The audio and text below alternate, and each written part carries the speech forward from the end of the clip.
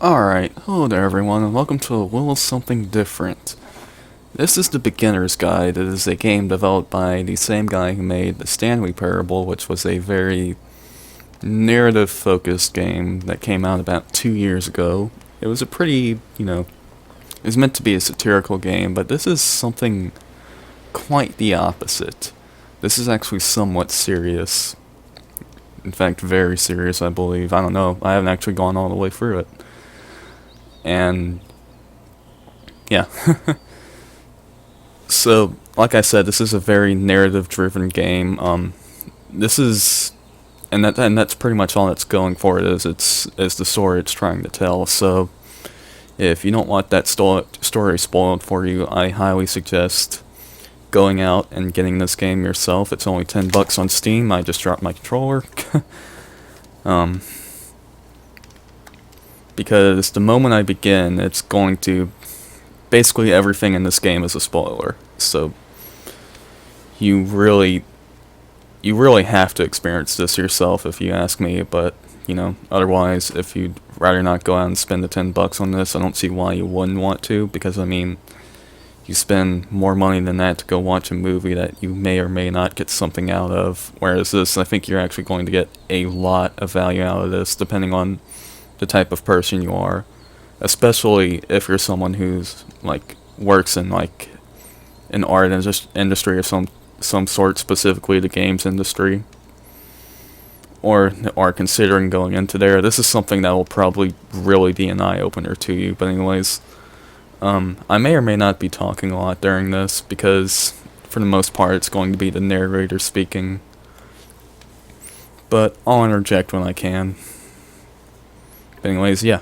Let's go ahead and get started. I think I've said everything I need to say.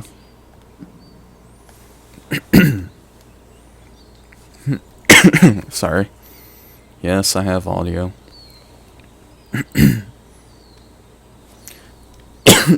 Talking too fast. Okay. Hi there.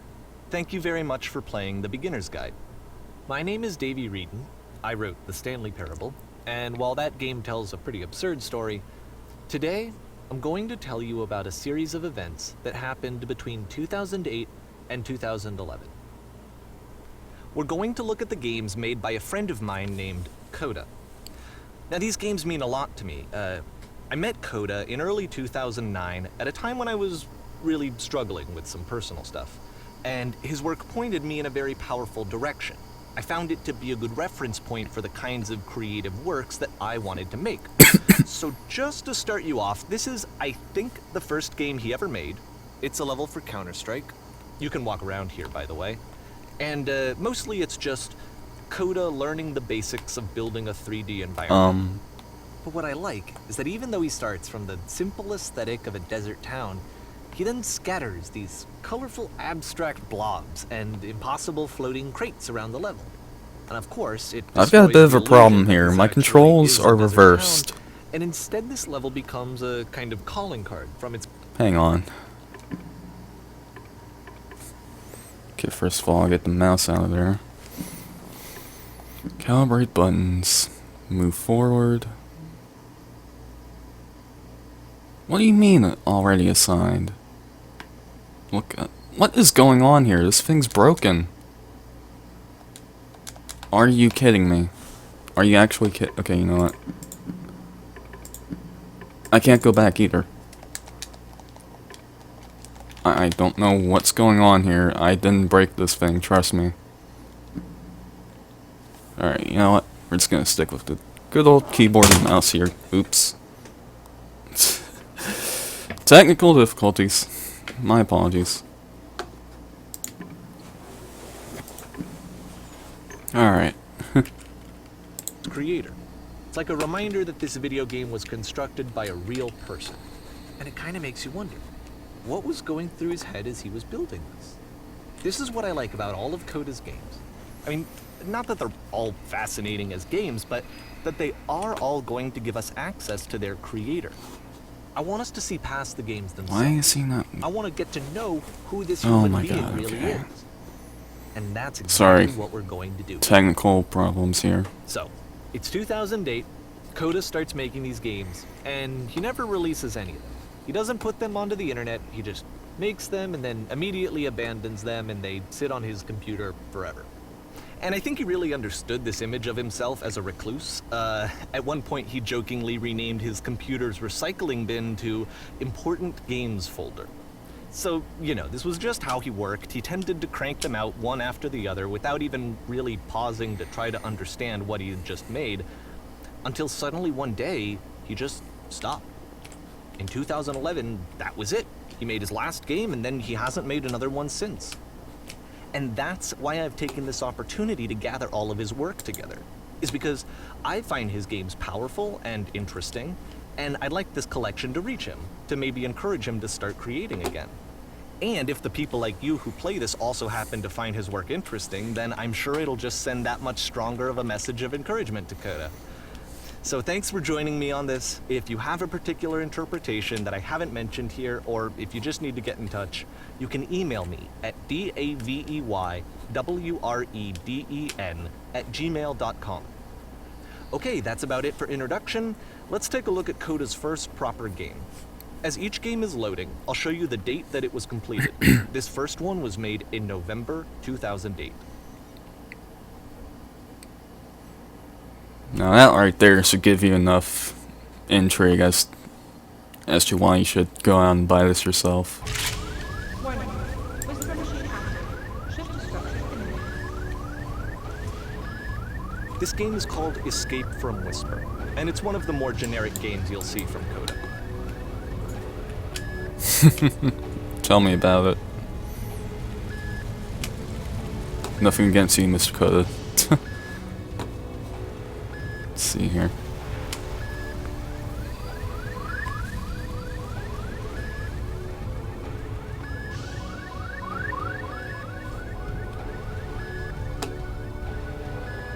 Security call breached. Hostile alien life form inbound. Whoa. Nice. It kind of looks Visual like trick this on game that was glass. abandoned mid-development. For instance, you have this gun, which you'd think would indicate that there are supposed to be monsters or enemies somewhere, but then clearly there are no enemies anywhere. You can't even reload the gun when you run out of bullets. But ultimately we don't really know. Maybe Where do I Coda go? thought that actually it was complete the way that it is. And I think that we should talk about his games for what they are, rather than for what they're not. Ah, here we go. Begin. I love how you can see the bottom of the universe from this room.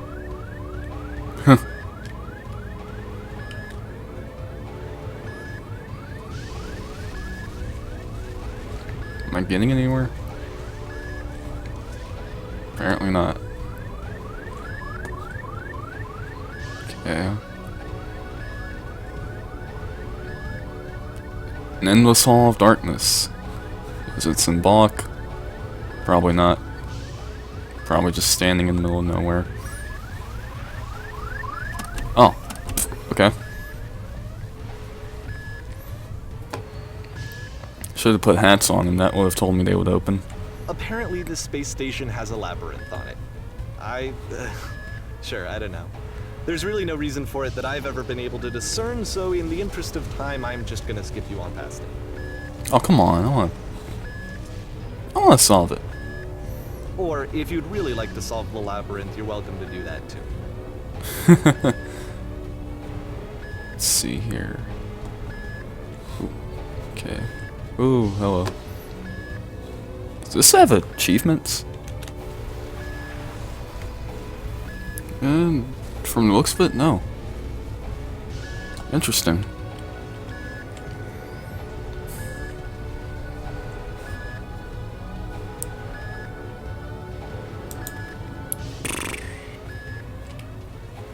Okay, this has to be the starting area. It looks like it. Or close to it, at least. I hope he teleports me back, because I'm not going for all this again. Okay.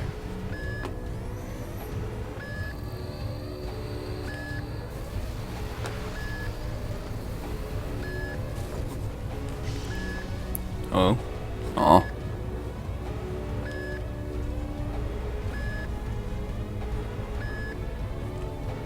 I have a feeling I'm getting close.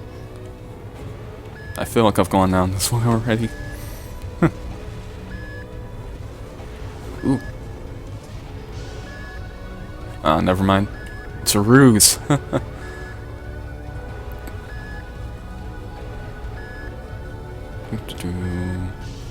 It's down here.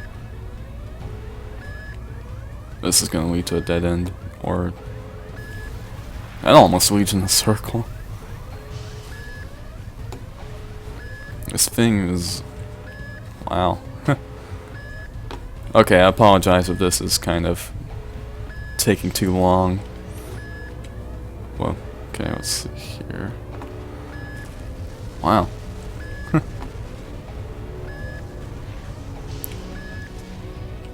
Reminds me of those old screensavers. I remember in like 4th grade there was a computer right next to where I would sit in the classroom. Instead of paying attention during class, I would just watch the little maze screensaver that was on it. And I get in trouble for it. Hey! I did it! Okay, this is the Or- part that's interesting. Never The game mind, has I'm this back where I'm narrative supposed to be. about the whisper machine and how it has to be turned off, and then you get to the engine room. Hey, you there, in the engine room. You could save us all. That beam is powering a whisper machine. We could disrupt it by introducing a great enough heat signature. If your body could stop the beam. It's so much to ask, but for all of our lives, would you do it? Could you give yourself? Oh man, this keyboard is not comfortable for these controls. Let me pause here for a second. What you just experienced, stepping into the beam and then dying, is probably what Coda had initially intended when he was developing this level. But when he first compiles and plays it, something goes wrong. There's a bug somewhere. And this is what happens instead. Alright, let me check something. Hello. Not sure why I went forward. It was weird. Oh my god. Oh my god. I'm not moving. I'm not doing this. Oh.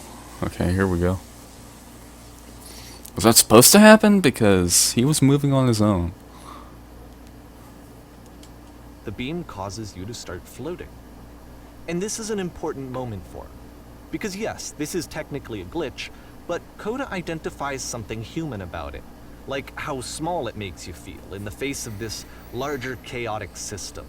Or this floating could be the afterlife, a peaceful place, juxtaposed against all of the hysteria that you've just had to traverse. I don't even know. I have no idea what he was thinking, but what's clear is that after making this, something lodges itself in his brain. He wants to do more of these really weird and experimental designs.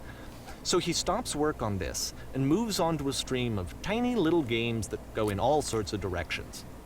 Let's go ahead and take a look at the first game he made after leaving this one behind. Alrighty then. Only a month afterwards. I can't move.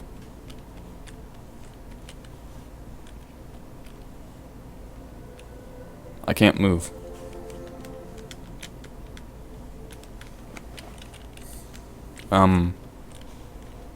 So What? try walking backwards. That's what I'm doing. I'm not moving.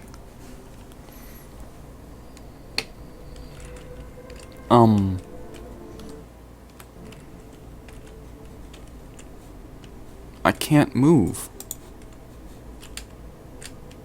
I cannot move. Controller's not working.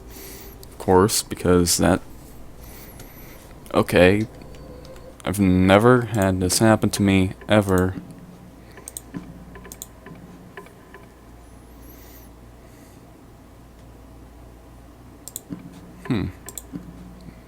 Hang on, I'm gonna try this again.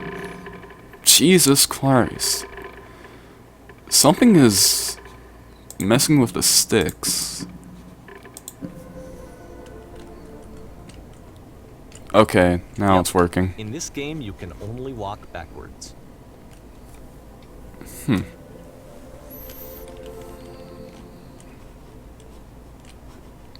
Here. Okay. I'm stuck again. Okay. It's... Something's locking up my controls here. Oh my god. Nah. I know what it is. It's stupid wireless stuff.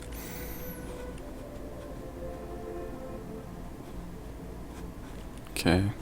So it's a short and relatively minimalist experiment combining motion and narrative. It is less advanced than the previous game, but actually it seems to be more focused, more complete. Code is trying to give it a unique voice rather than simply basing it on a pre-existing trope.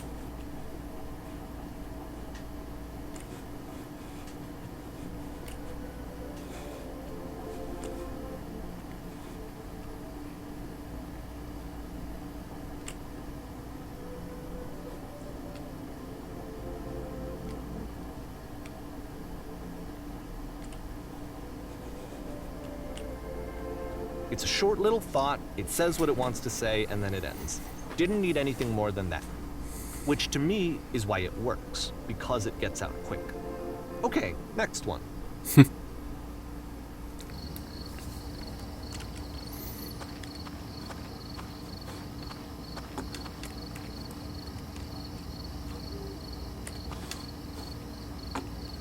Okay, like seriously.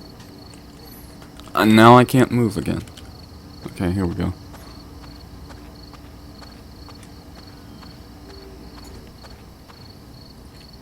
And that's it. Okay, the meaning of this game won't be clear just yet. Please be patient with me for a few more games, and I promise you'll see what makes it interesting. Hang on a second. Gotta reduce some interference here, because that's probably what's causing Coda it. would put bizarre titles like this one at the start of his games. I didn't even read that. I wish I'd known him at the time that he was making these early games. He would really only talk to me about his work as he was making it. Once he stopped work on a game, like, that was it. It was dead to him. And I don't agree with that at all, but what are you gonna do? See what's hidden over here. I know it's tempting, but there's actually nothing over here. Aw. Sorry. Can I jump off? No. I wonder if he made, like, well, it was pretty obvious that he made changes to the first game. But I wonder what other changes he did. Like, I'd imagine he'd probably be able to fall off of there in, like, the original game file. So he probably did some changing around of things just to make it to where you can't, like, technically fail. Huh.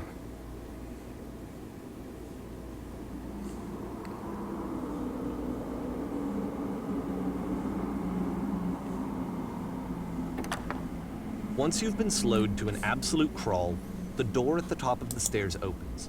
So why, if Coda's not showing these games to anyone, why bother opening the door at all? Well, to show you, I'm modifying the game here so that when you press enter, Well, there's my it'll bring you answer. back up to full speed so you can enter the door for yourself.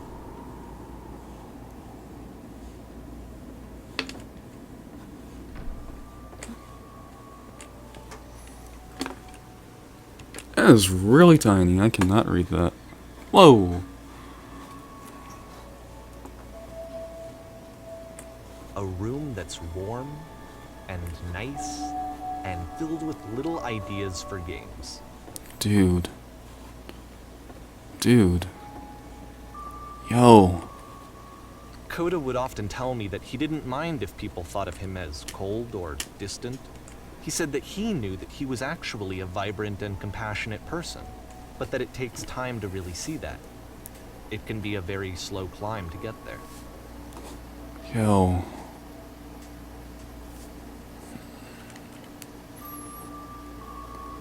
Oh my god.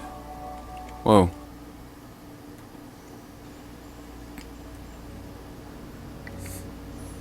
Fish. Okay. Whoa. This wasn't what I was expecting.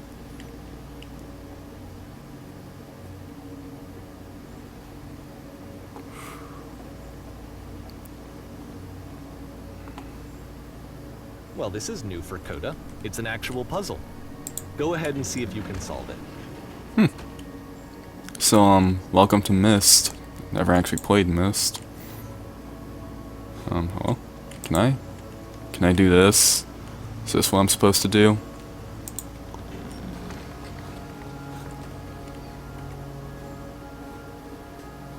I guess not, huh? Don't forget that solution, Oh. because we're going to see this puzzle again soon. We're Okay. going to see it a lot.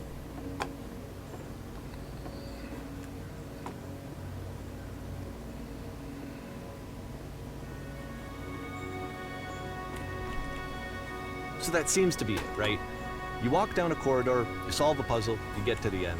Simple enough. Alright, now I'm going to modify the game again so that when you press enter, it'll remove all of the walls from this room. Yo. Dude. How about that? There was more to it than we had any way of knowing. Whoa. I actually find it funny that this game comes after the Stairs game, since they essentially convey the opposite idea. So, in the Stairs game, a dull exterior concealed a rich interior. And then, in this level, a dull interior hides this fantastic outer world. Either way, I think that the point is the same, is that most of the time you don't get to know what you're missing, or even that you're missing anything. That's not your role as a player.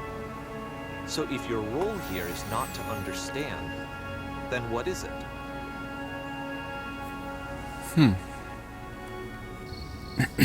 Oh, we're back here.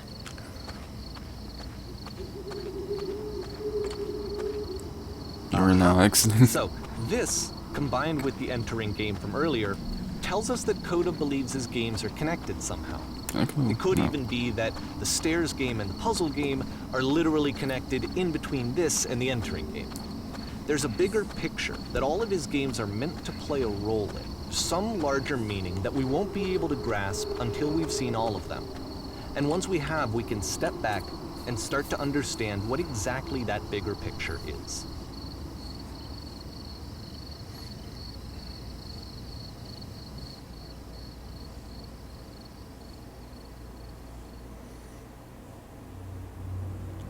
We're falling, aren't we? Oh, never mind.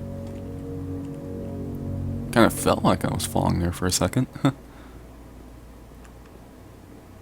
Let's talk about video game development for a second. Every video game runs on what's called an engine, which determines what the game can and cannot do. So in other words, the engine is a set of tools for game development. Oh. To make all of these games, Coda is using an engine called Source. Like all engines, Source has certain things that it does well, and it has certain things that it does poorly. One of the things that it does very well is boxy linear corridors. That's why so many of Coda's games are set in these large, flat, empty rooms, is just because he's working with what the engine does well. The tools available to the creator shape what kinds of creative work they're going to end up making. You might consider paying attention to the architecture in Coda's games to notice how they seem to stem from an engine that's very good at producing linear, boxy corridors. Yep.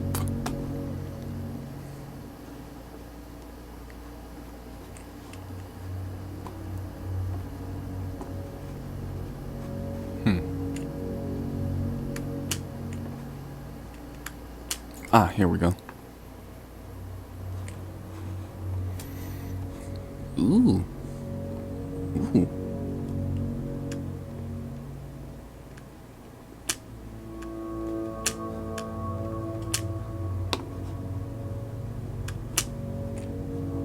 Whew. I need to check something here, actually. Whoa! Okay. I don't know why it does that, but when I tab out, it decides to move on its own. Hang on. Oh my god, okay. Why does it do this? Oh my god. Yeah, I forget your name, dude, but, you should probably patch this. I didn't mean to do that. Oh my god, okay. Okay. Stairs, puzzle, down. Okay. Can I... Okay. Okay, no more tabbing out. I just want to make sure the recording's doing fine.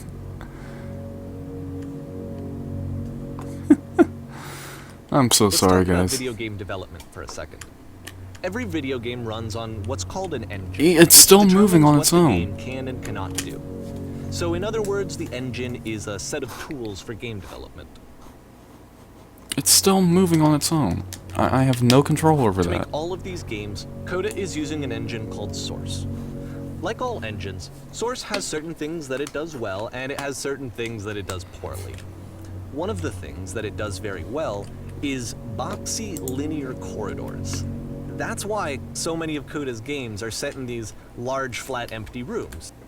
Oh my god, okay. This seems to fix it. Hang on.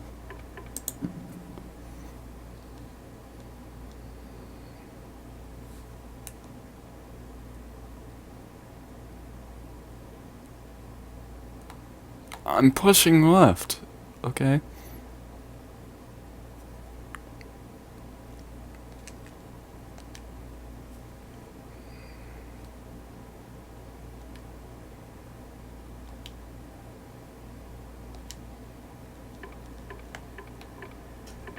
The sticks are overly sensitive. They've never been this Is sensitive just because before. he's working with what the engine does well.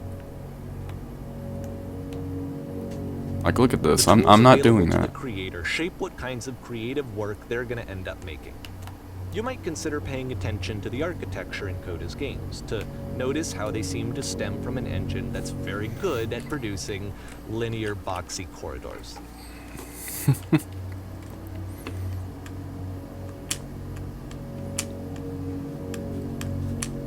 Yeah, I don't know why I did, but I think after I finish this, I'm gonna send a message to the guy and tell him that there's a bug with the controls.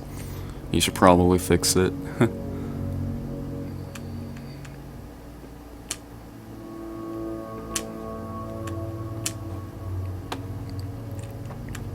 Let's see here. Ah.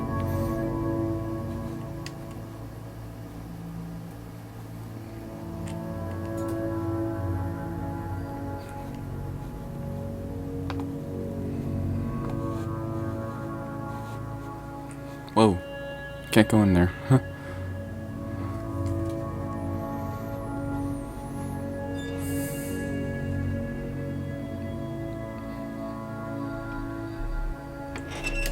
Wait. I wanna go back. Oh, I can't get out.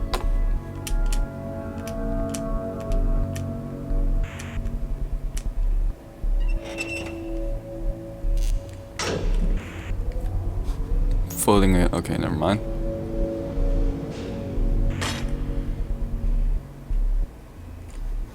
You know, we went from going down to going up. Oh. Can't go here any other way? This prison, funny enough, in Coda's original design, the doors stayed shut for a full hour before letting you go. If you don't mind, I think we're gonna skip that. Whoa. This is something that he and I used to argue about a lot. You know, whether a game ought to actually be playable, whether it means anything if no one can get through it. And I would always defend that, you know, all this work goes into the game, why not make it playable and accessible?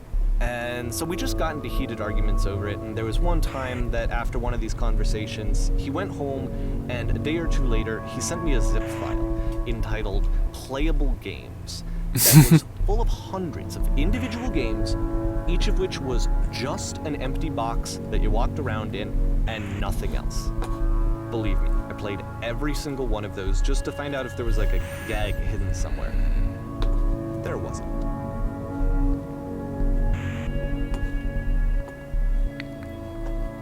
I kinda wanna meet this Coda guy now.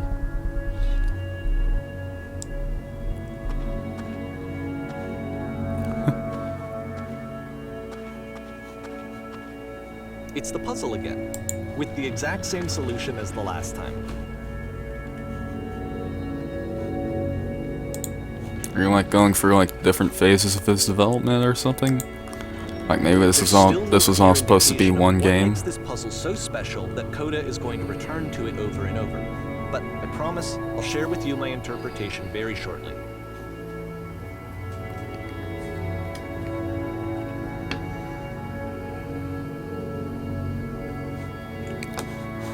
Camera, turn.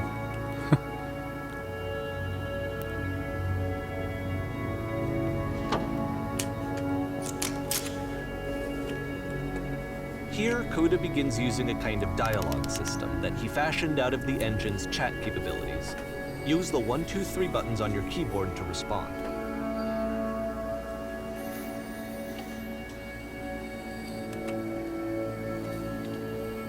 Okay.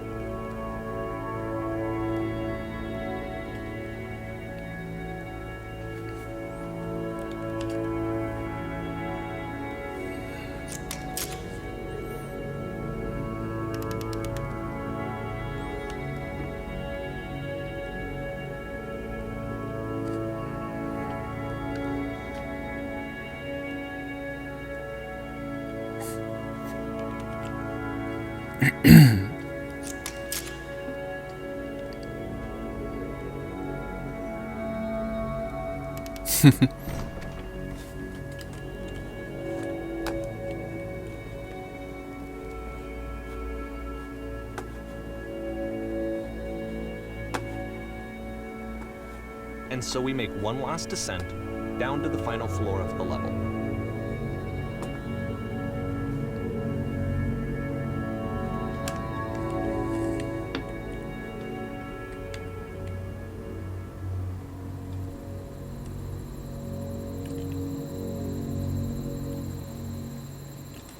It's a lamppost.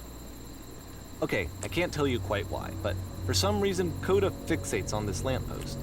It's going to appear at the end of every single one of his games from here on out. I'll tell you what I think.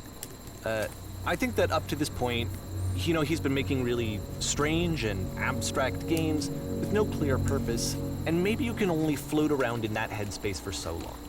Because now he wants something to hold on to. He wants a reference point. He wants the work to be leading to something. He wants a destination, which is what this lamppost is. It's a destination. We're going to see it in the work as well. His games are just going to become a lot more cohesive, a lot more fully developed, with more of a clear idea behind them. And as we go, that idea will get clearer and clearer and clearer.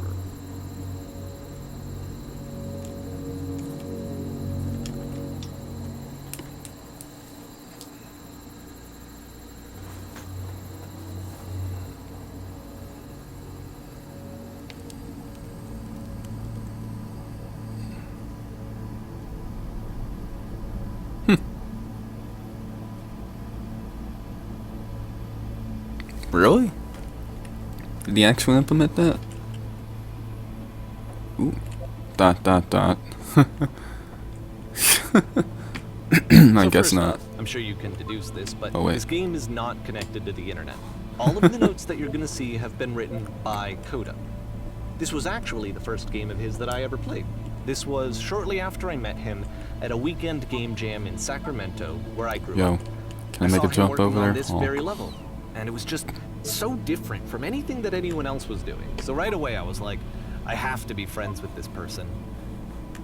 In retrospect, I think I was probably a bit too pushy, trying to get his attention.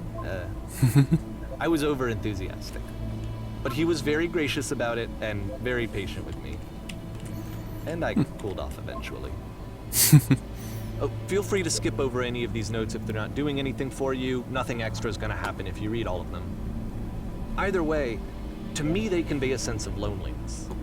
I see this person who's filled with thoughts and feelings and beliefs and has no way to express them except as scattered and unheard voices in a game that wasn't meant to be played.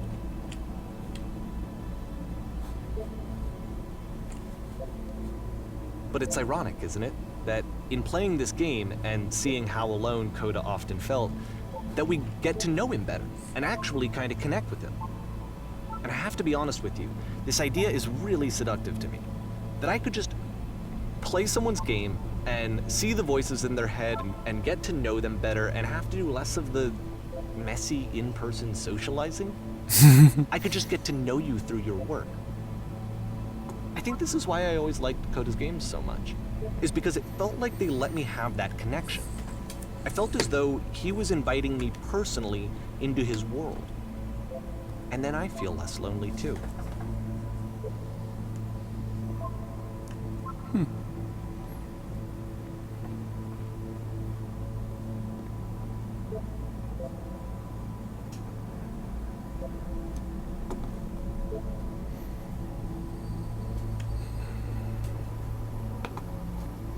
At the end of this level, we're going to see the puzzle again.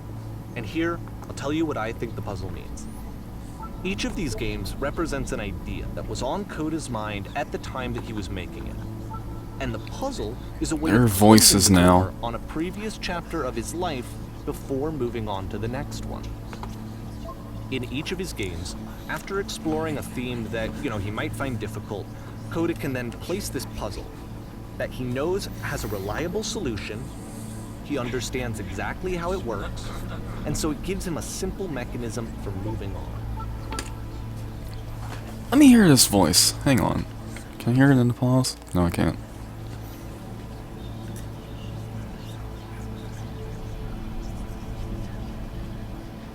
It just sounds like a bunch of nonsense.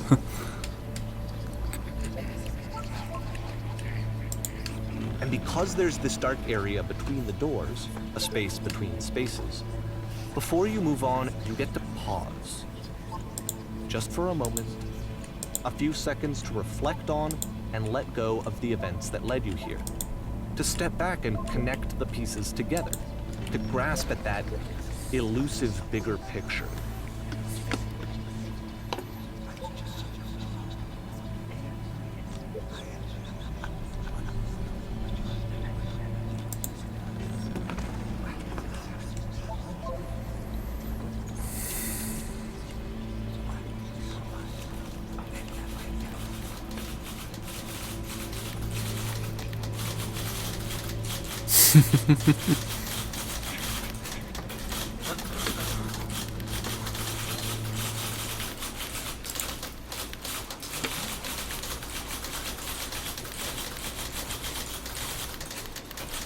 Hello? Hello?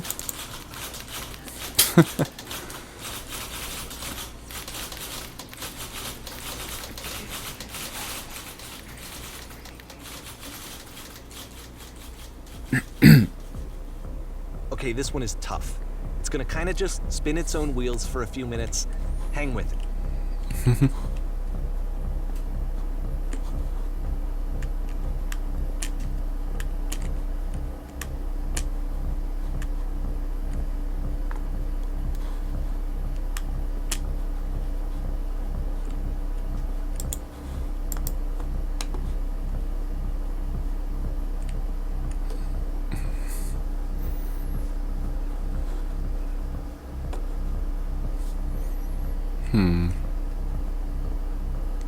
Lamp. Lamps are important, apparently.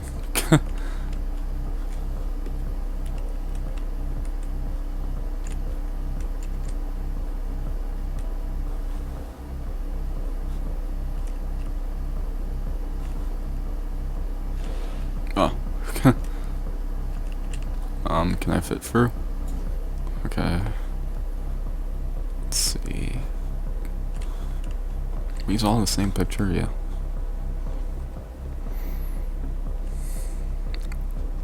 I remember when Source was the most impressive engine ever, and now it's kind of like, oh, we can make silly little cartoons out of them. Ooh, See, like, this is it. The whole game. nice. And there's nothing that's particularly interesting about it. You just walk to the end of a hallway. Except, for some reason, Coda gets really fixated on this prison that has all of this modern furniture. And I don't know why, but he decides he needs to revisit this prison. He's gonna start over, use the same assets, turn it into something else. Okay, cool. Here's version 2. Okay.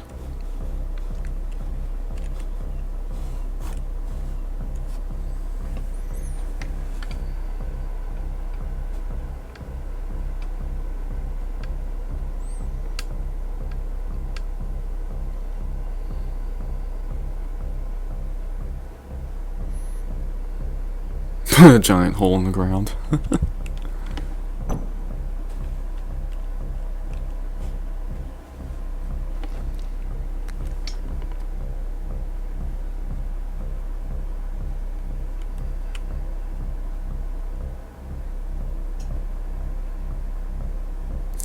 Stove set.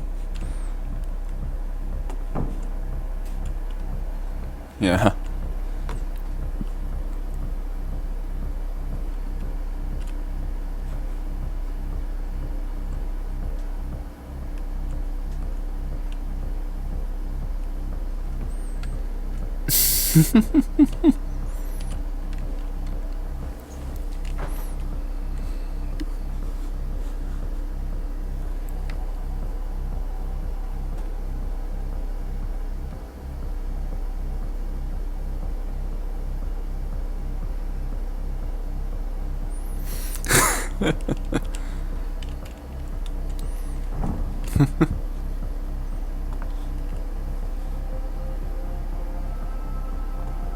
Whoa. There's a bit more to this one, but still, it's not really communicating anything. It's kind of just weird for weirdness' sake.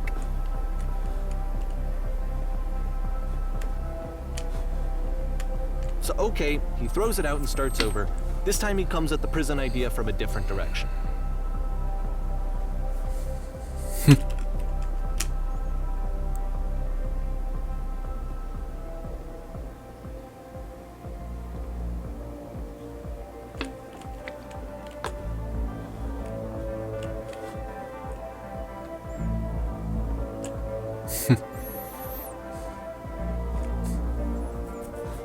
Sorry, got a little itch in my hair.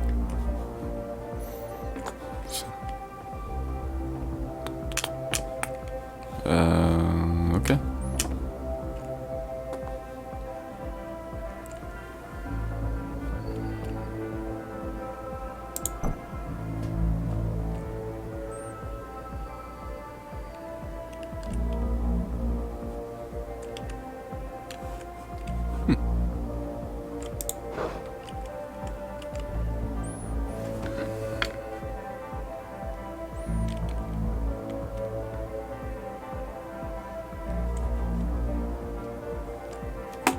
Mouse, please.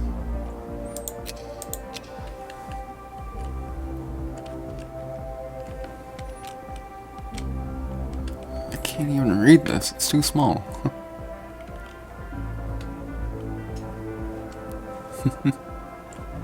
And my mouse is... oh my god.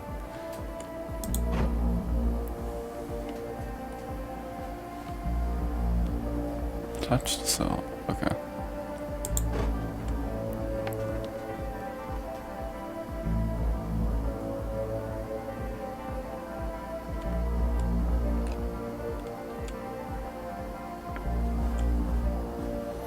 Return to the what? Oh, return to the start. Okay.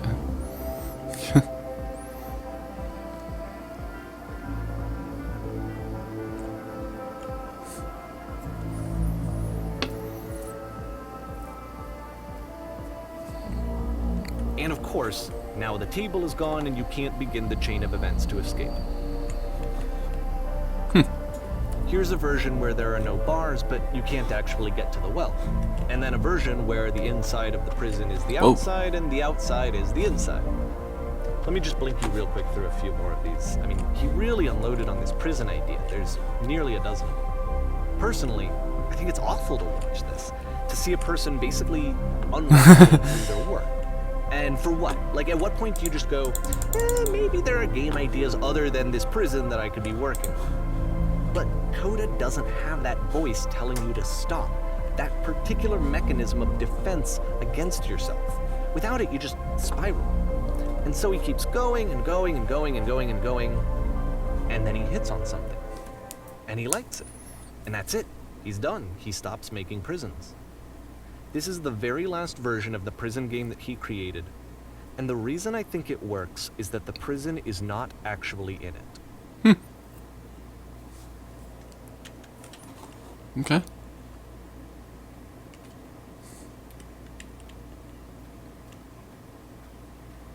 Ooh. Oh well.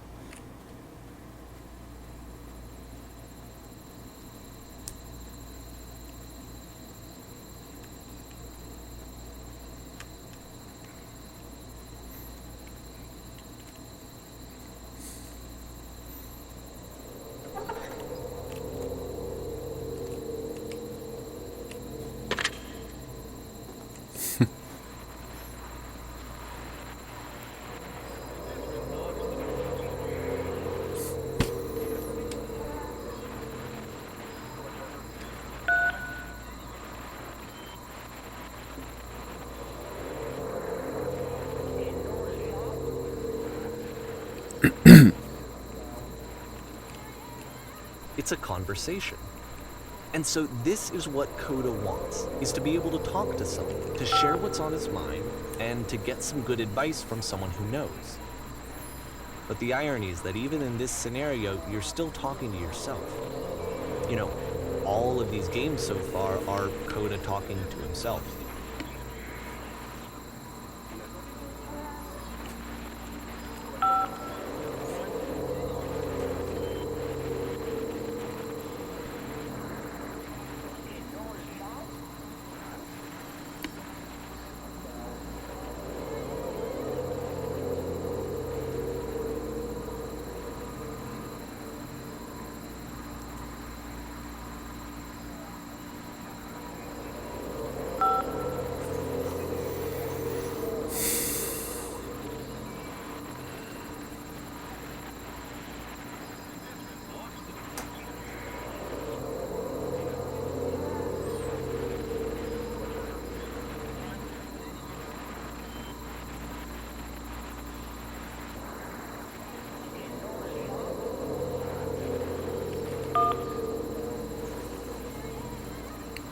I'm not answering these honestly. I'm just picking whatever.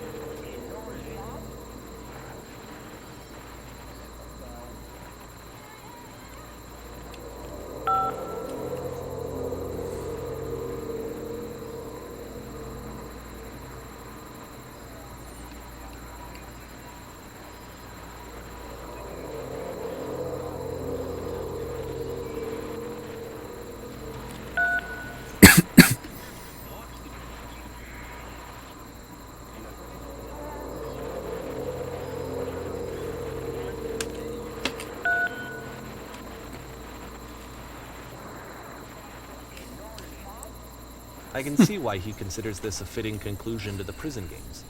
After all of the obsession and frustration, just to be told by someone you can trust that things are going to be okay. Wouldn't that be nice?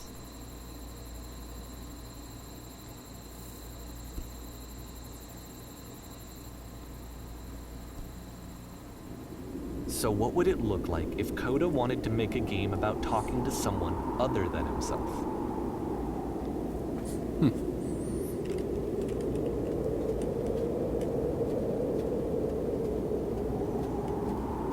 me, this environment is meant to represent Coda's puzzle, with the 2 doors on either side and a dark transitional space between.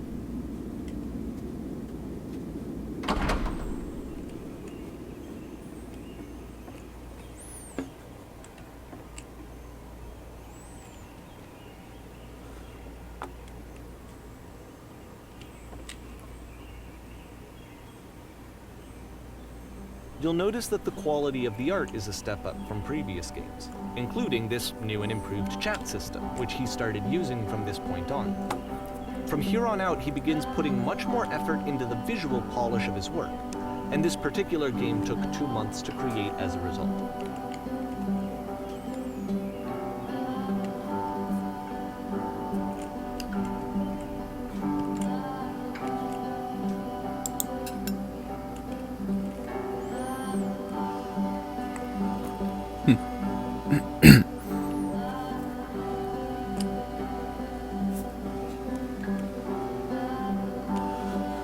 Here's the bedroom.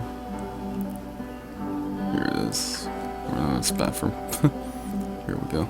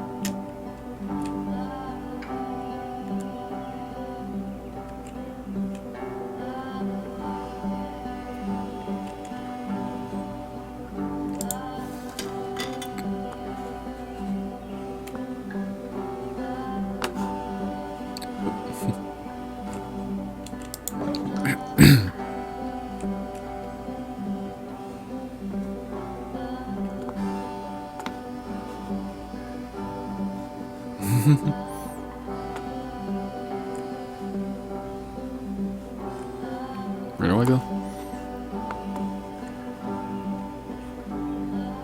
Oh, bedroom.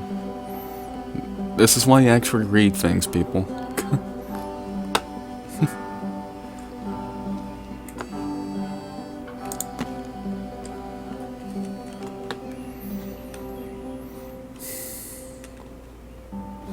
After the intense set of prison games, this house cleaning Whoa. almost feels like cleansing.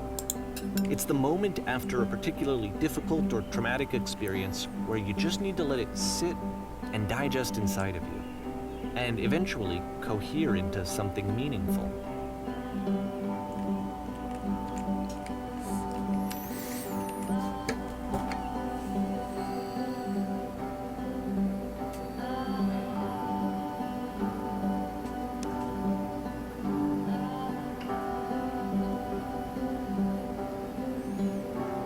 I know that Coda really liked this game. Of all of his work, actually, this was the only one that he called me up to ask me to come over and look at it.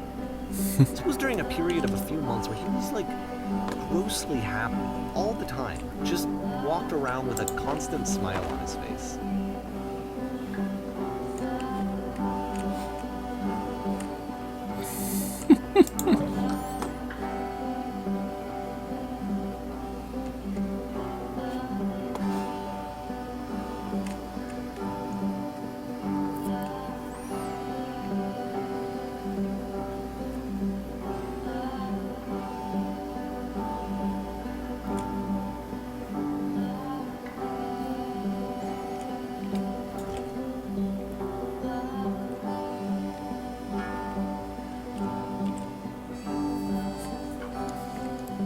I'm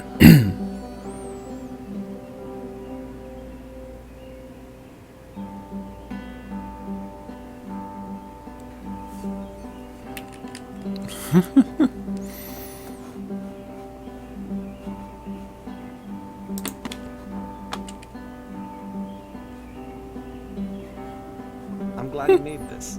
I'm glad he found some peace.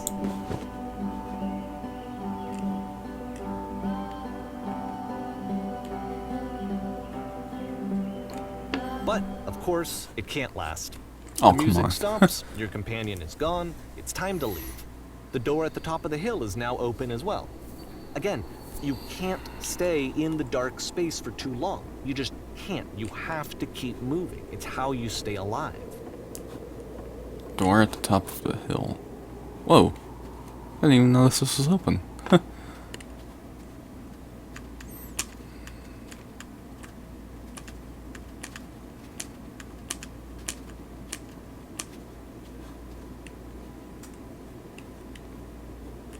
Here we go again. Which is the whole point of the puzzle doors, right? That sooner or later you have to pick up and move. I really thought that was the point of it.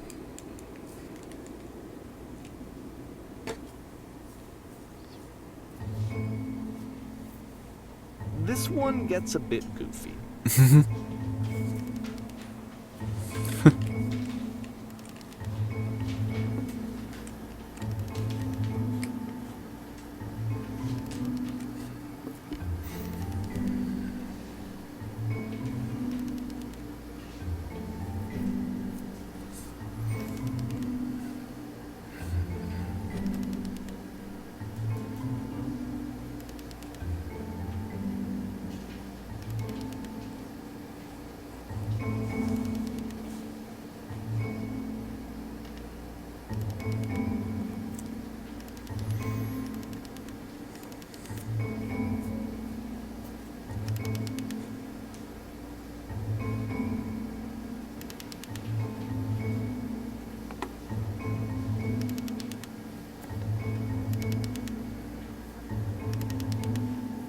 About halfway through the game, the perspective shifts.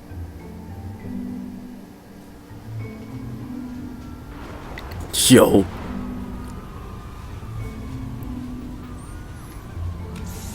And you play as the teacher. And suddenly, you discover that your teacher is just as bigoted and afraid as you are. Oh, and also you can move around the classroom now.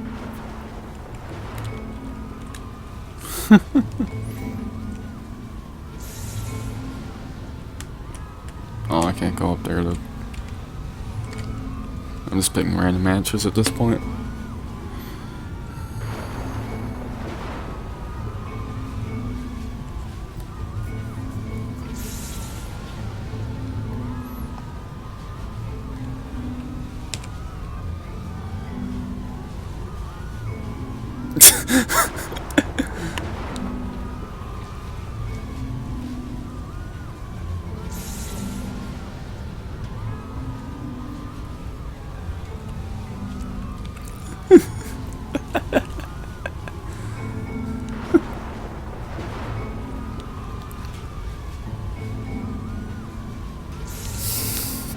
I felt pretty hard for this one. I feel like it's one of the most relatable experiences that you can have. To assume that some other person is perfect and totally fulfilled in every way, and completely miss all of the little flaws that make them painfully human. I think about this game a lot these days.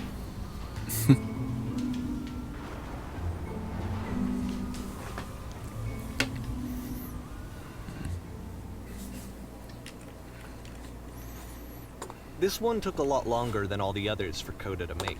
It was 4 months between this and the last one. That's twice as long as it took him to make any other game before this, and it's not like it's particularly complex, so I remember I found that a little strange at the time.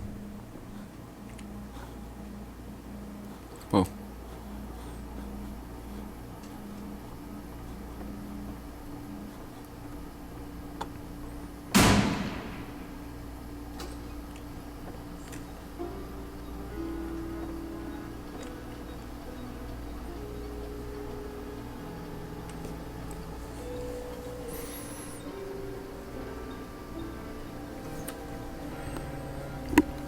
sec. Oh boy, okay.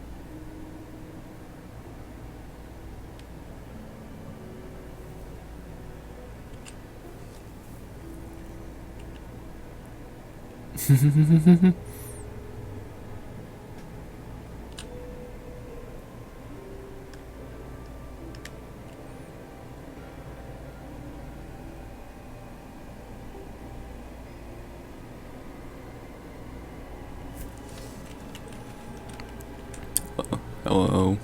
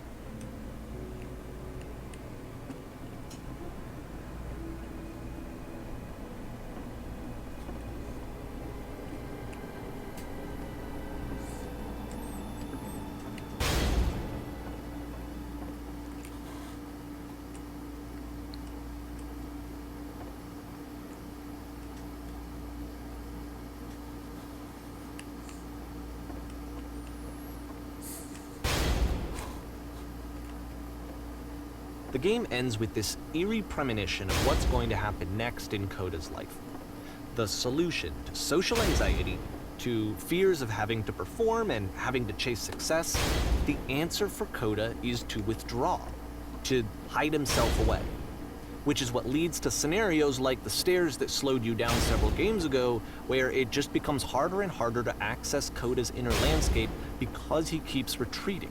He just keeps backing away from possible connections to anyone other than himself. And to be honest, I didn't consider it very healthy when I first played this game. You know, it looked to me like he was trying to justify the idea of just disconnecting yourself from the world. And that wasn't what I wanted for him or for his games. Because I feel like a lot of his games are inviting me to connect with this person, to bring him closer. But what can you do? After this, Coda went off and took another 5 months to make a new game.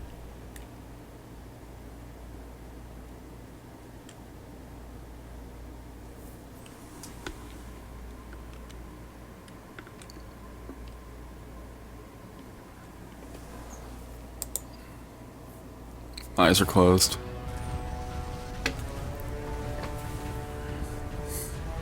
My eyes are actually closed, like seriously. Okay.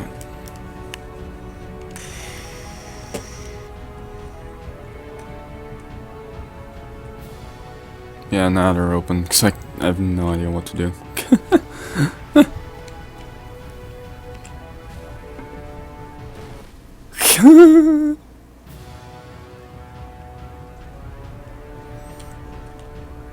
I think it actually wants me to not Probably move. open your eyes if you haven't already. It's pretty much impossible to solve otherwise. And there is a solution, by the way.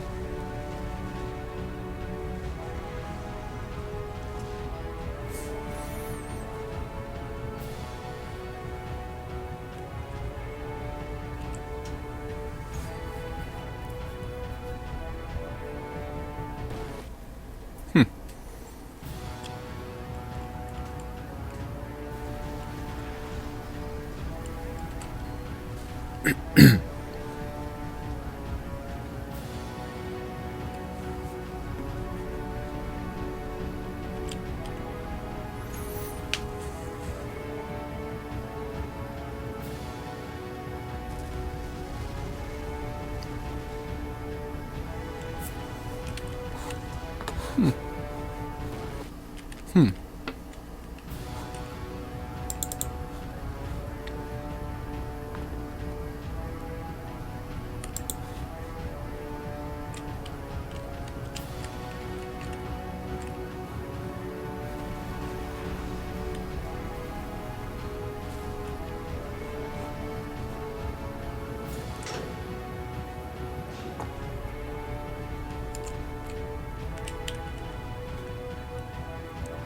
I just keep going up.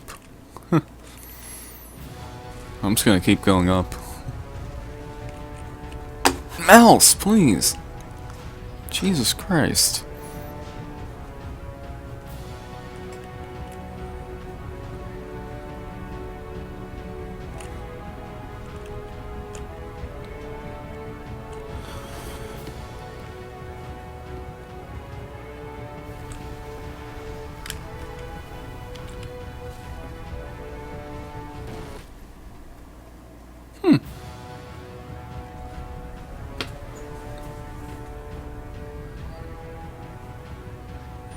Just wait. Let me explain how you're supposed to do this.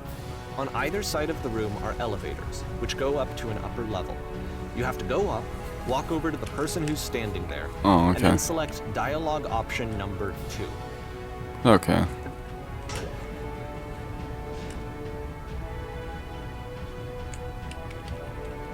Well...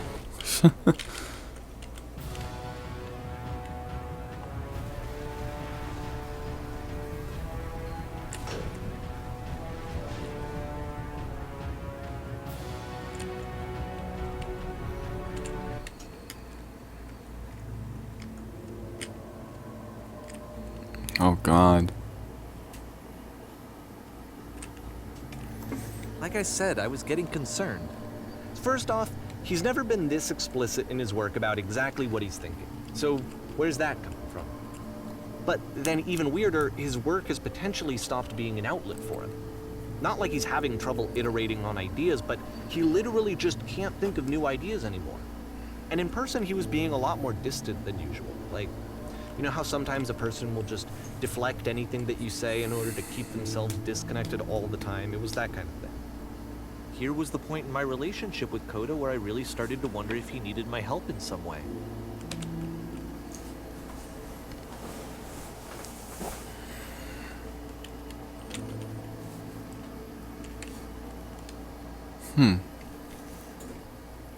His games are going to get more desperate from here on out.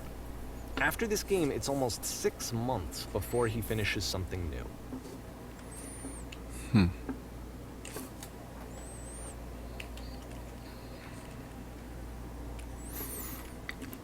You ever look at these dates and think about what you were doing in that time?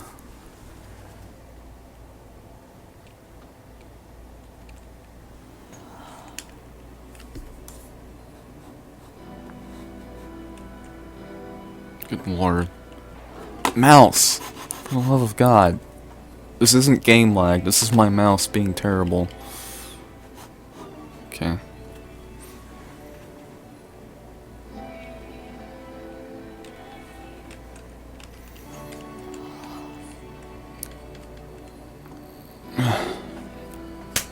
I don't know.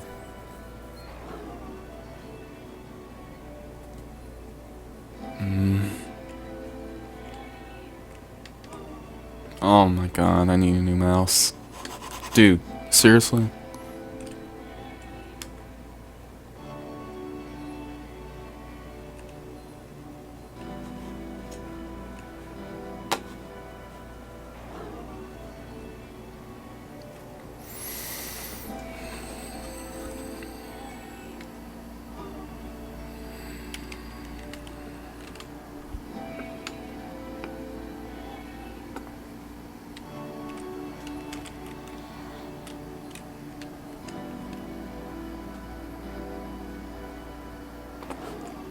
Turn the camera.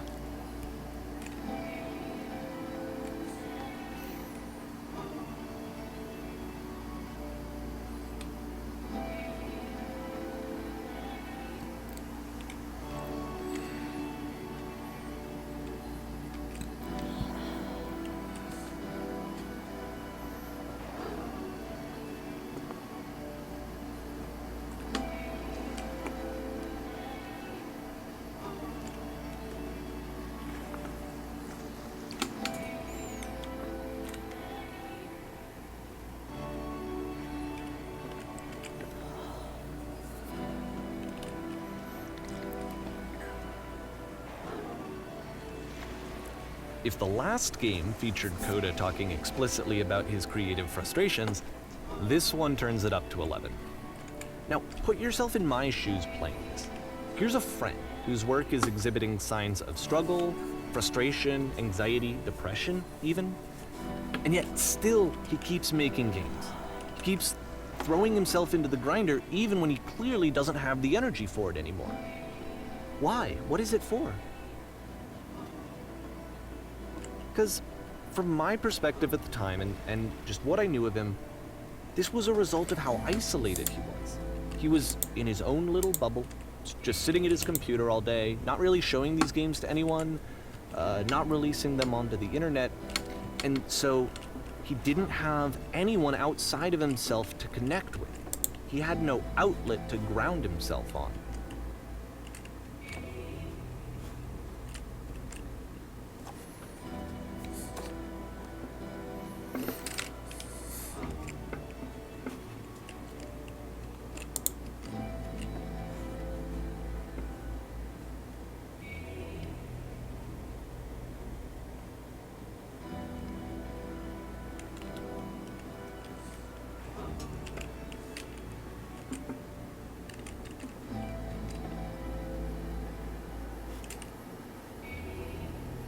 Oh.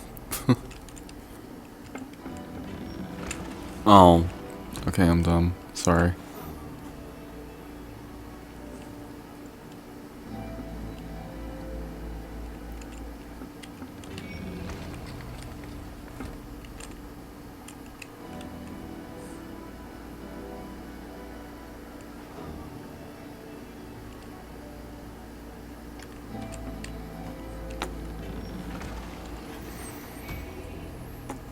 You can't talk yourself out of loneliness. It doesn't work that way. You can't be the one writing both the questions and the answers. Then there's no movement. Then there's no circulation. If all of your anxieties are being channeled into your work, then if the work ever fails, you have no backup and you're just going to crash.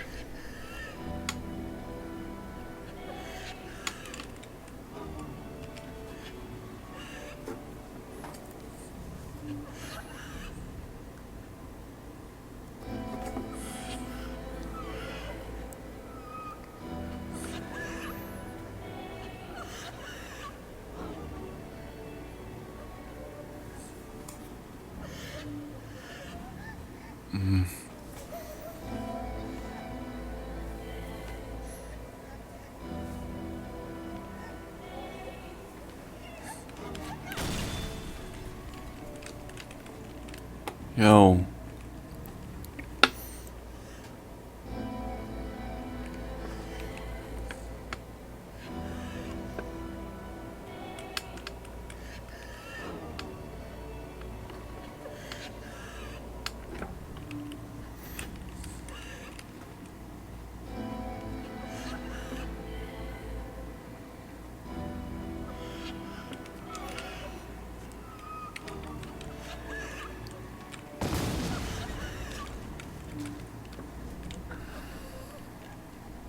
Seeing this game at the time that he made it, it looked really unhealthy to me. I was watching him do this to himself, and I hated it. I hated seeing him so trapped.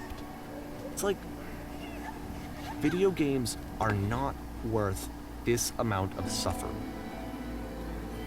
This is someone I really cared about, and I used to get so much joy out of seeing him create. For him to suddenly become angry and frustrated like this, it was the worst thing for me.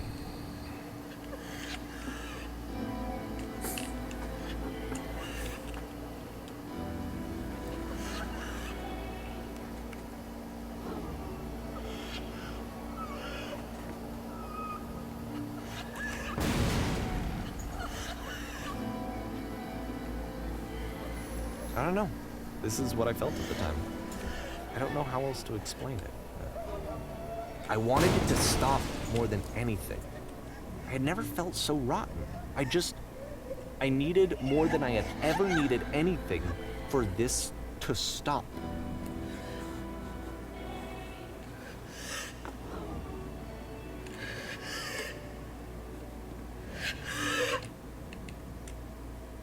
But it didn't stop.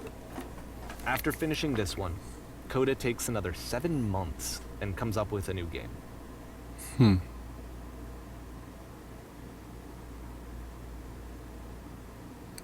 Wait. That's 5 months.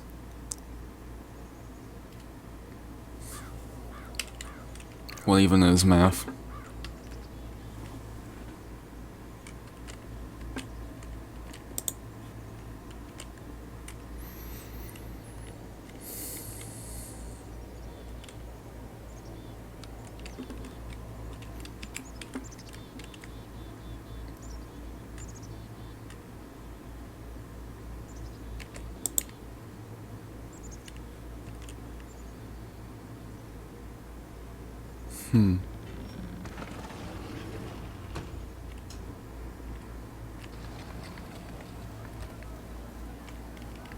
You know, not everyone who programs games has to deal with press.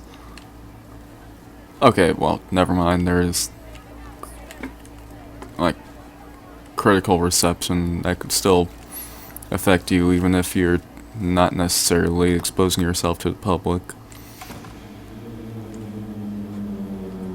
And of course, it's the machine.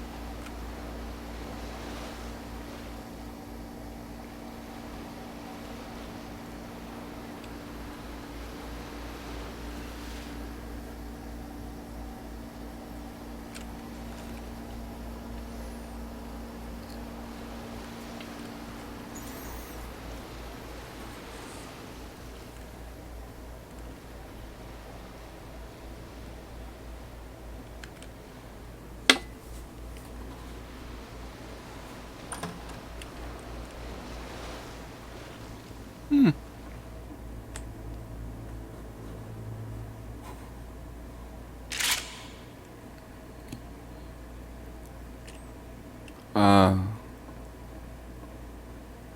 uh, I don't think I like where this is going. Remember, you can click to fire the gun. Whoa. Whoa. Whoa.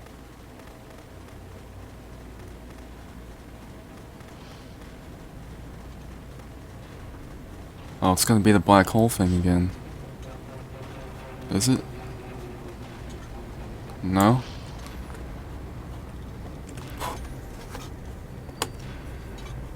So now the work is becoming self-destructive. And I'll tell you, at the time that I first played this game, shortly after he made it, here's what I'm thinking to myself. I'm thinking that Code is stuck in his own head, and that it's having a very negative effect on him, and that all he needs to do is just start showing his work to people, to get some actual feedback on his games. It might get him out of isolation. And so, as I'm thinking this, I realize that I could be the one to Oh initiate god. it. Because it would never occur to Coda to start actively soliciting feedback, so what if I did it for him? If he could see the difference it would make to have more actual conversations with other human beings, would that bring him out of his mental spiral? Would it give him confidence in himself? Would it bring meaning back into his work?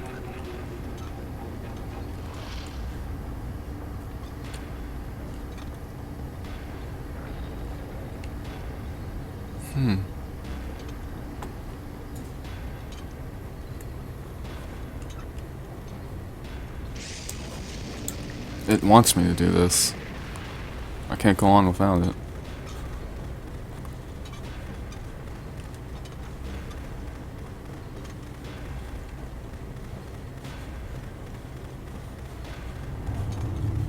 Whoa. So I started showing Coda's work to people. I took this one, and the islands which you just played, the theater, the notes, the house cleaning game, and some of the prison escape games. I brought them to people that I knew and trusted. I asked their opinions. And the great part is that they really loved his games. You know, the point of it all is just to give him some external reference point, but they genuinely loved his Hello. work. There was nothing for him to be afraid of.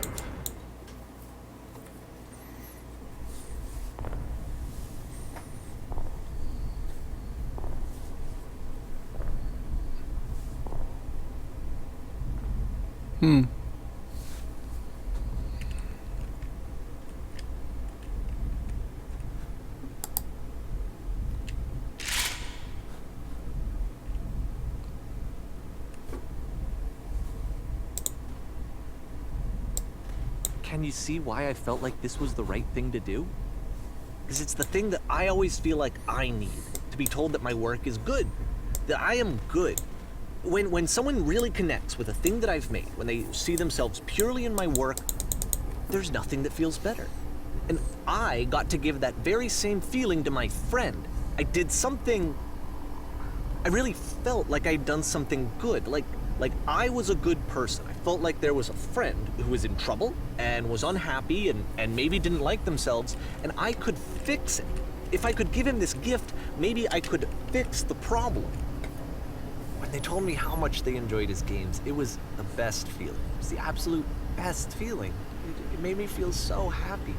So beautifully, beautifully happy.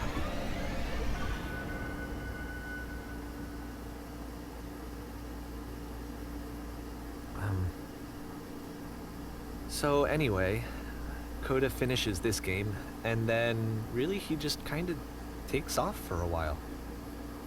So this is June of 2011, and I didn't hear anything from him for several weeks, I guess. And so out of nowhere, one day I get an email, and it's got a private link to a new game of Coda's. This one is called The Tower, and to my knowledge, it's the last game that Coda ever made. So let's take a look.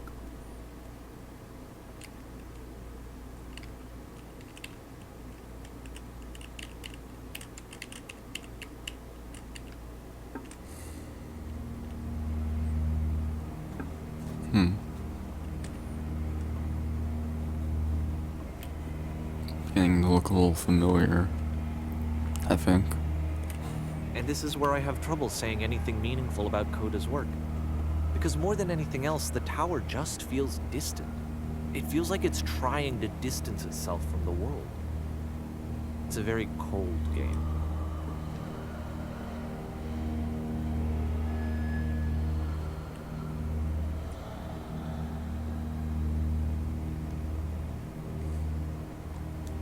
This room actually has a maze in it.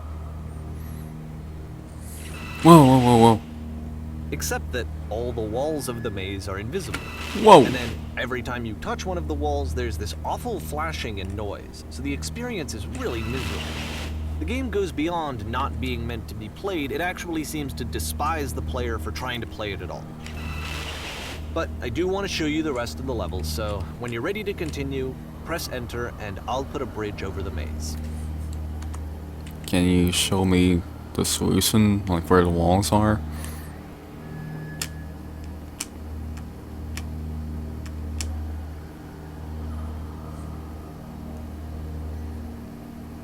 And to be fair, it's not like this is the first game that's needed some modification to be playable. Like the house cleaning game. You know, that one used to actually loop the cleaning chores and you just cleaned a house forever. Okay, come I had to on, cut it off so mouse. that you could exit the house and the game would actually end. But that game had an idea that it was actually trying to communicate. What's the deeper idea behind the invisible maze?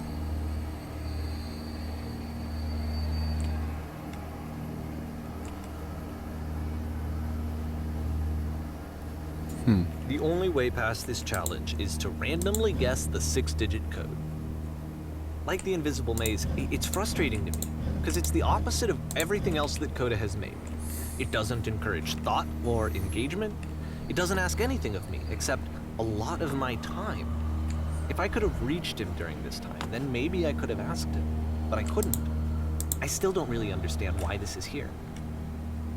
I'll put the code on the ground for you here, though, so that we can move on. Did you actually... That's some commitment, dude.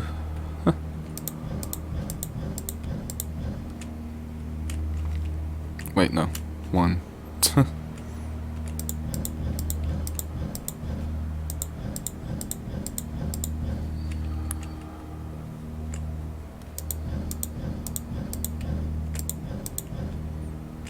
Okay. 1. Okay.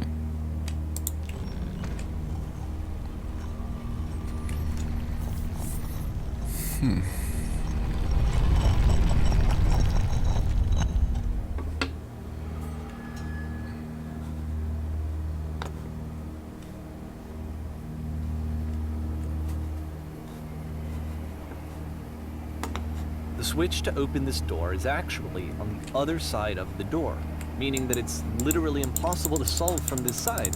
So even if you somehow brute forced your way through the first 2 challenges, and you got to this point, there's actually just no way to progress. And it's scary for me, the idea of Coda cutting himself off entirely, just saying, you know, that's it, that's the end of the conversation, not giving me any way to fix the problem. I feel like a failure, I guess, when I can't fix the problem. But I can open this door for you, so let me do that. Was I a failure for not understanding this game? I mean, I don't know why I would be. It's not like everything needs to have a solution, but I feel it somehow. I feel like I failed, and I don't understand why. Don't tell me. Okay, I can't walk off.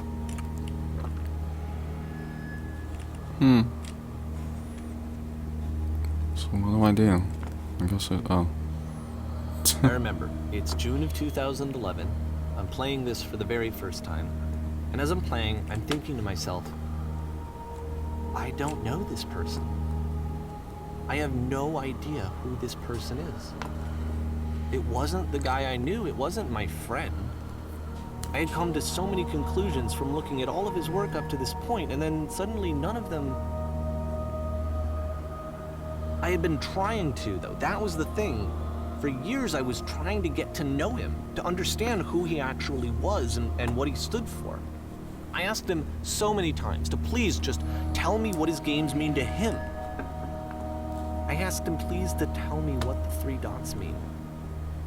And he wouldn't.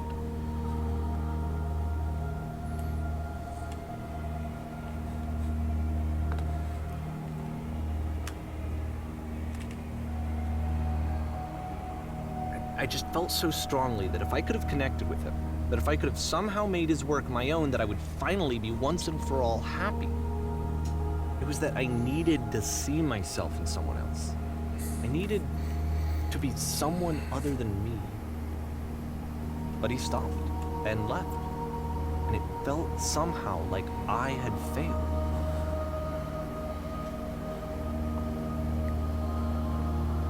Where did I screw up?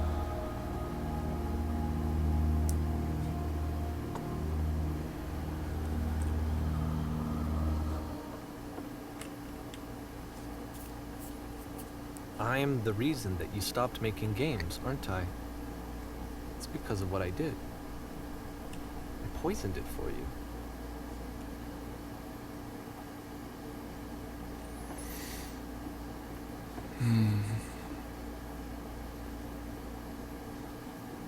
I don't think I ever told you this, but when I took your work and I was showing it to people, it actually felt... it felt as though I were responsible for something important and valuable.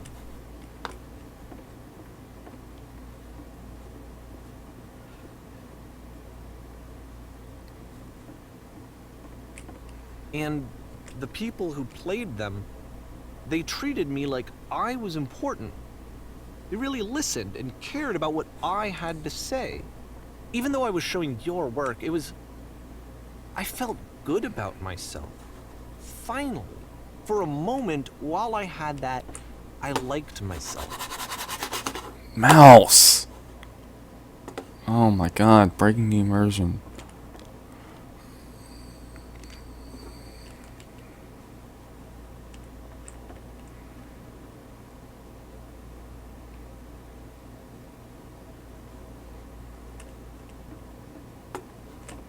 Turn the camera, you stupid piece of hardware. Oh my god.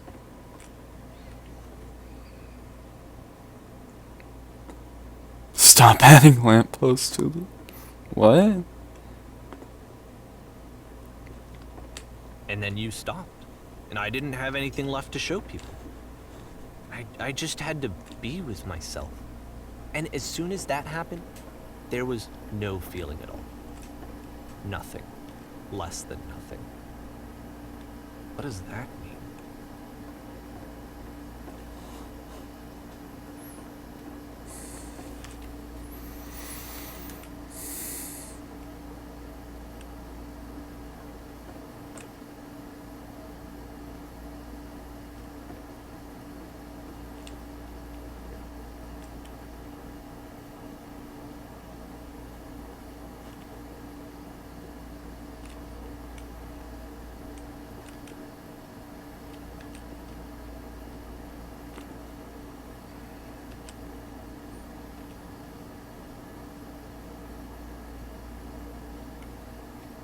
I'm afraid that I did something really stupid because I don't like myself.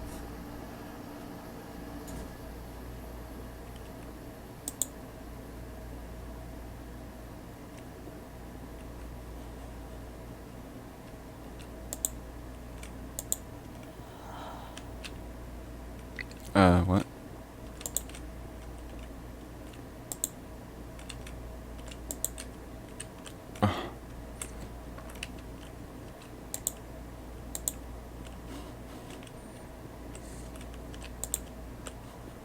There we go. That's why I'm releasing this collection of your work, is because I haven't been able to find any other way to reach you. I've tried everything. And so a part of me has hope that if I put this compilation out into the world, and if I put my name on it, that maybe enough people will play it so that it'll find its way to you, so that I can tell you that I'm sorry. I know I screwed up. If I apologize to you truly and deeply, will you start making games again? Please, I need to feel okay with myself again. And I always felt okay as long as I had your work to see myself in. I mean, is something wrong with me? Because I know that I did an awful thing, and I'm doing it again right now. Like, I'm showing people your work, but I can't stop myself from doing it. That's how badly I need to feel something again, like I'm an addict. There has to be something wrong with me. Can I apologize? What if I tell you I was wrong? Will that work? Will that fix it? I don't know. I don't think it will, but there's nothing else that I can do. Just tell me what you want. I'm sorry. I'm sorry. Please. start making games again. Please help me. Please give me some of whatever it is that makes you complete. I want whatever that wholeness is that you just summoned out of nothing and you put into your work. You were complete in some way that I never was. And I want to know I want to know how to be a good person. I want to know how not to hate myself. Please. I'm fading, and all I want is to know that I'm going to be okay.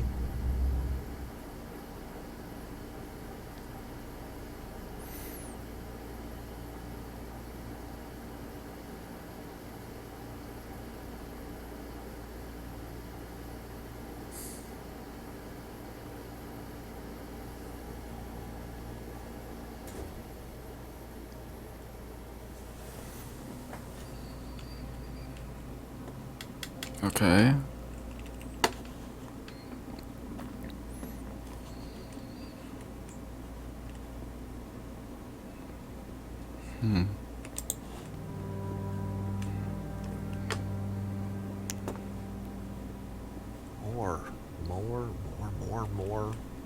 More love, more praise, more people telling me that I'm good. Always more. It's like a disease.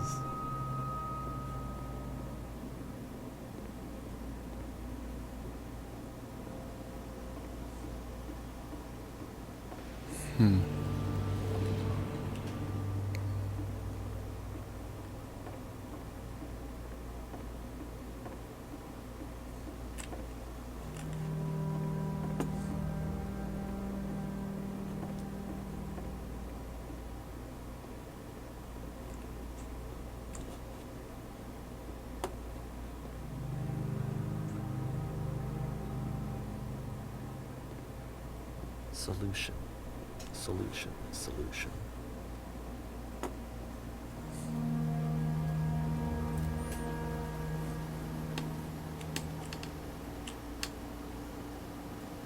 I guess if someone had told me ahead of time that he just really enjoyed making prison games, maybe I wouldn't have thought he was so desperate.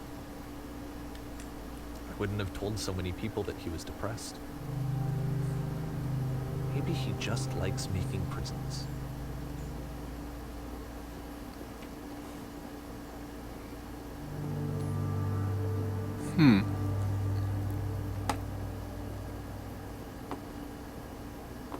Even now, the disease is telling me to stop. Don't show people what a shitty person you are. They'll hate you. Davey, I'm sorry, but my mouse just will not let me. Oh my god.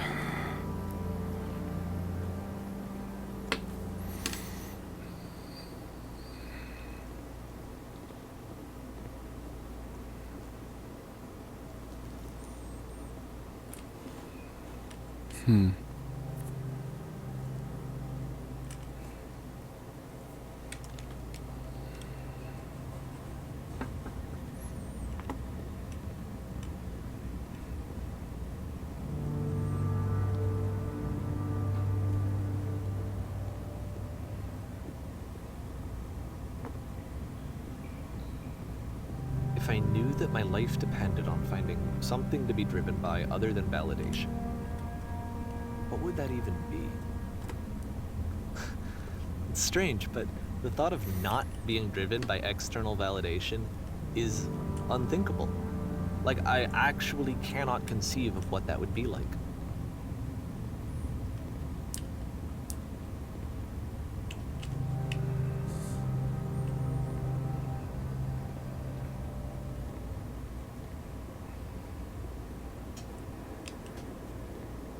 What now?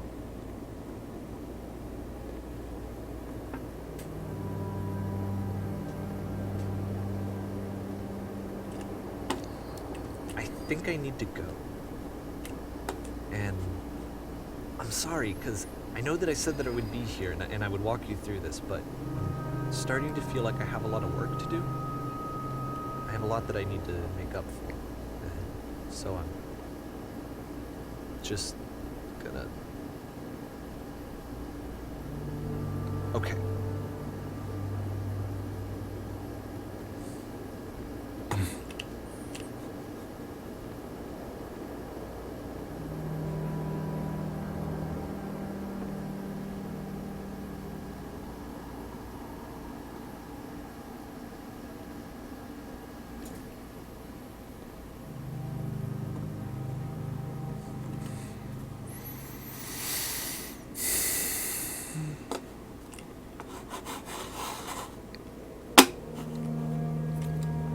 What is wrong with this thing?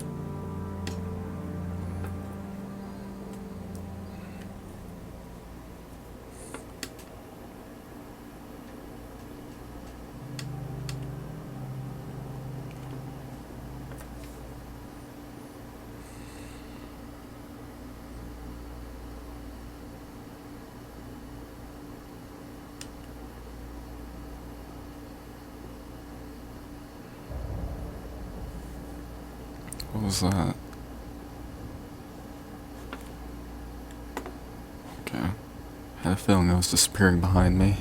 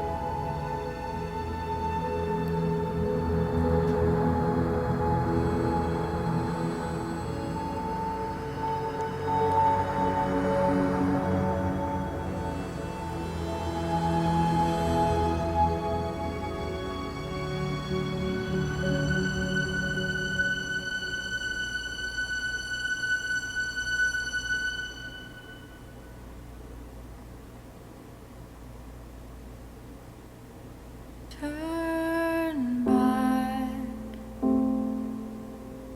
turn back from this cave. You said, let me prove that I'm brave, let me keep going. But the cave goes for miles and miles and miles, and you're so tired, but I know that you're strong, so turn back,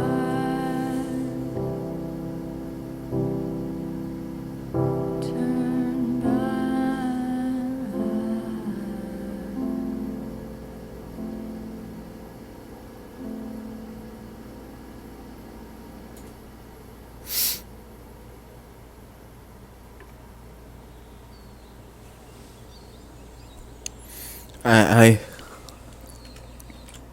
I still don't know what to say.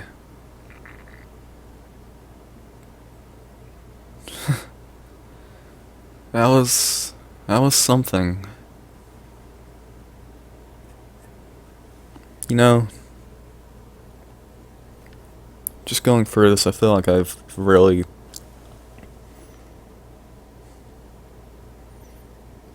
Like, I feel like I've been through what Koto's been through, or at least what Davey thinks Koto's been through.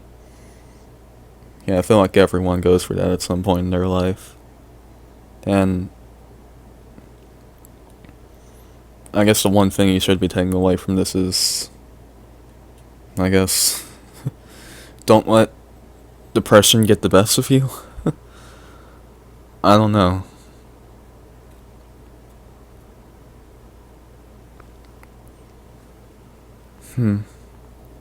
So, yeah. That was the beginner's guide. And oh boy. Ooh.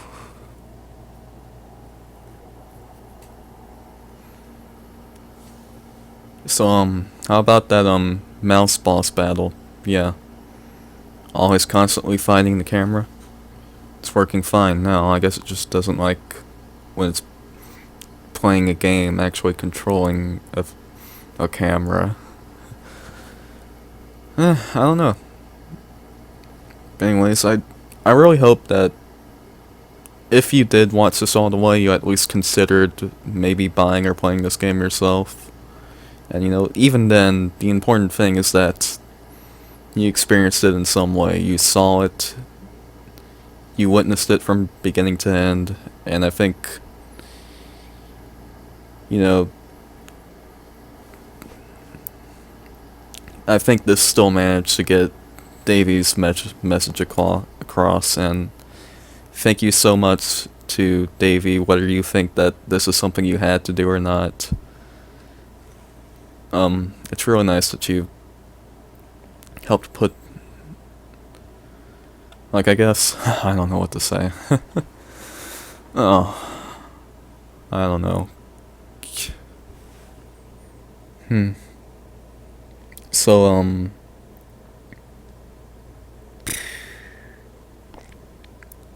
so the Triforce Heroes demo, how about that? Anyways, I'm gonna stop rambling on about stupid shit. Thank you for watching, everyone.